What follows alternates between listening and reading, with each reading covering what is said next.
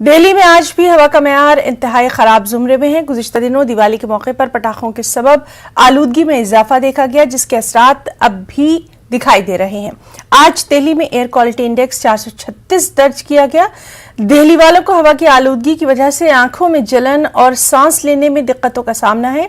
इसी दौरान जो लोग मॉर्निंग वॉक पर निकले थे, उन्हें भी इसी तरह की परेशानियों का सामना रहा। फिजाई आलूदगी के एतबार से दुनिया के सबसे आलूदा 30 मुल्कों में से 30 शहरों में से 22 भारत में हैं। एक तो है दिवाली पे वैसे ही हो जाता है, एक ट्रांसपोर्ट पोल्यूशन है, and according to me Delhi के एयर क्वालिटी वैसे ही खराब है। इट्स जस्ट दैट विंटर्स होते हैं तो वो सेटल डाउन हो जाता है, तो हमको ज्यादा दिखने भी लगता है।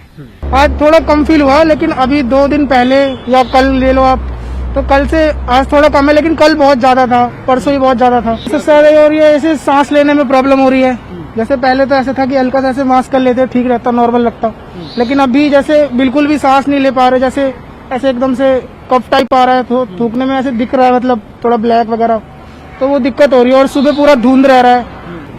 इनहेल करते वक्त पॉल्यूशन फील होता है। अभी हम साइकिलिंग कर रहे हैं तो एक अलग सा ही मतलब फीलिंग आती है पॉल्यूशन की इनहेल करते वक्त, जो अजीब लगता है। और पॉल्यूशन से बचने के लिए और कोविड के चक्कर में डबल मास्क अप कर रहा है। पोल्यूशन काफ़ी बढ़ गया है दिल्ली में। पोल्यूशन दिवाली के बाद तो एकदम स्पाइक है, लेकिन पिछले सालों की तरह अगर देखें तो इस बार कुछ काफ़ी कम है। पिछले साल तो 1000 के ऊपर AQI चला गया था, इस बार काफ़ी कम है। लेकिन फिर भी सरकारों को ध्यान देना चाहिए कि इस पर पोल्यूशन कम हो। हम लोगों की साइकिल राइड्स, हम जो सुबह रेगुलर हमारा ग्रुप चलता था, ग्रुप ने बिल्कुल बंद कर दिया। आज हम लोगों ने बहुत दिनों के बाद राइड करना शुरू किया है।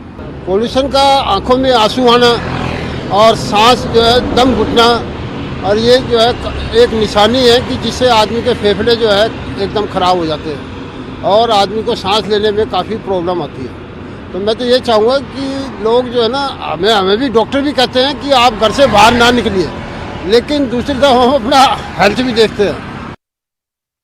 जीका वायरस का पहला मरीज 23 अक्टूबर को कानपुर में मिला था। इसके बाद 30 अक्टूबर से